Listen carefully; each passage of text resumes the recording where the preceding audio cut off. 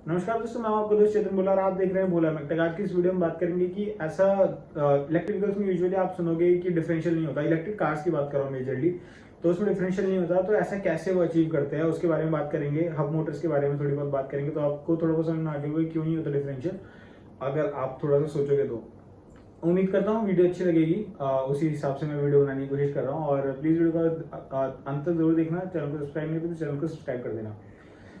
अब electric vehicles में क्या है कि मोटर यूज होती है। अब मोटर अगर यूज हो रही है तो मोटर को आप हब में भी लगा सकते हो, डायरेक्ट एक बड़ी मोटर लगा के सबसे ड्राइव भी दे सकते हो, जैसे कि इंजन में होता था। अब इंजन में क्या होता था, एक इंजन होता था बड़ा सा, उससे सबको ड्राइव जाती थी, मतलब आगे के 2 व्हील्स में जाती थी, अगर पीछे के 2 व्हील्स में जाती थी, या फिर अगर चारों 4 व्हील ड्राइव है तो सब में जाती थी। तो इस तरह से उसमें एनर्जी को, मतलब जो टॉर्क है उसको ट्रांसमिट किया जाता था ट्रांसमिशन के थ्रू। पहले गियर बॉक्स में जाएगा, फिर गियर बॉक्स से वो दोनों तीनों जगह जाएगी। लेकिन इलेक्ट्रिक व्हीकल्स में क्या है कि ट्रांसमिशन तो पहले ही नहीं है। दूसरी बात, अगर हम ट्रांसमिशन एक एक स्टेप यूज करते भी हैं तो वो फिक्स्ड है, उसका तो कुछ है नहीं। दूसरी बात ये कि अब इतनी जरूरी नहीं है कि आपको इतनी बड़ी मोटर ही लगानी है, छोटी छोटी 4 मोटर लगा सकते हो हर व्हील की अलग अलग। अगर हम वही बात करें, अगर आप इंजन में ऐसा सोचो तो इंजन में ऐसा नहीं हो सकता। ये छोटे छोटे इंजन हर टायर के लिए लगा दो, नहीं लगा सकते। आपको एक बड़ा इंजन लगा के ही उसको चारों तरफ देना पड़ेगा मोटर में। लेकिन आपके पास ये फ्लेक्सिबिलिटी है कि आप हर व्हील के लिए एक अलग मोटर लगा दो। तो जहां पे अगर ऐसा करते हैं कि जहां पे एक हर व्हील के लिए एक अलग मोटर, ऑल्दो इसकी कॉस्टिंग थोड़ी ज्यादा आएगी अगर आप कंपेयर करोगे एक बड़ी मोटर लगा के और एक हर व्हील पे एक अलग हब मोटर लगा के, तो ये थोड़ा सा कॉस्टिंग ज्यादा पड़ेगी। लेकिन अगर आप देखा जाए तो इसमें ज्यादा अच्छा कंट्रोल्स आप ले सकते हो, लॉसेस कम हो जाएंगे। क्योंकि अगर आप देखोगे तो ट्रांसमिशन में लॉसेस होते हैं कुछ ना कुछ, तो लॉसेस आप इनको अवॉइड कर सकते हो अगर आप इस तरह से काम करते हो तो। मतलब हब व्हील पे अगर आप लगाते हो, हब मोटर लगाते हो तो हर व्हील पे। अब हब मोटर कैसे काम करेगी, अब डिफरेंशियल का काम कैसे करेगी उसके बारे में समझते हैं।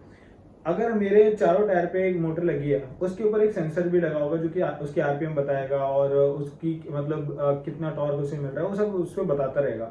मतलब मेरे पास जो सेंसर है वो सारे रीडिंग्स देता रहेगा, एक मोटर को कितना करंट देना है वो मेरा मोटर कंट्रोलर जो होता है वो डिसाइड कर लेगा कि इसको इतना कंट्रोलर देना, इसको इतना करंट देना है, इसको इतनी फ्रिक्वेंसी देनी है। उस हिसाब से वो हर मोटर को भेज सकता है अलग अलग करंट। अब बात यह है कि मैं अगर वही बात करूं कि डिफरेंशियल अगर रहता है तो डिफरेंशियल का मेन काम क्या है कि डिफरेंशियल, अगर आपका जब टर्निंग हो रही है तो अंदर वाला टायर स्लो चले, बाहर वाला टायर तेज चले जब टर्निंग कर रहे हैं। डिफरेंशियल के ऊपर मैंने बहुत पहले एक वीडियो बनाई थी, अगर आपने नहीं देखा तो जाके मेरे चैनल पर जाके देख सकते हो सकेगा तो मैं आई बटन पे लिंक दे दूंगा। तो वो जो डिफरेंशियल है ना, उसका काम ये है कि अगर एक टायर स्लो चलना है और दूसरा टायर तेज चलना है तो वो उसमें पावर को डिस्ट्रीब्यूट करता है उस तरह से। और अगर एक टायर मेरा हवा में है तो डिफरेंशियल लॉकिंग करनी पड़ती है कि भाई एक टायर हवा में हो गया, डिफरेंशियल लॉक कर दो और उसके बाद फिर ताकि सारी पावर दूसरे टायर में जाए जिससे कि वो गाड़ी आगे बढ़ जाए।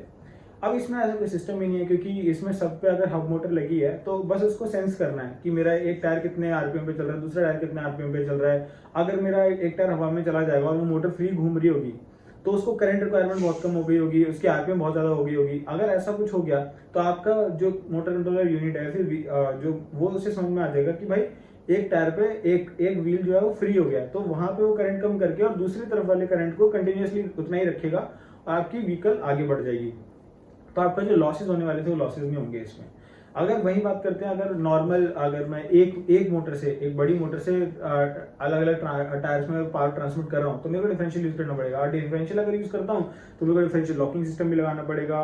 और जिससे कि और वो नॉर्मल बिल्कुल बेसिक इंजन वाली ही बात हो जाएगी। अगर मैंने इंजन से पावर डिस्ट्रीब्यूट करी तो अब मेरे को अगर एक टायर हवा में जाता है तो डिफरेंशियल लॉक यूज करना पड़ेगा। तो अंदर वाली अगर मेरा टर्न जा रहा है तो अंदर वाली मोटर धीरे चलनी है तेज चलनी है, वो सब कुछ एमसी डिसाइड कर लेता है, उसको डिफरेंशियल की जरूरत ही नहीं पड़ती फिर।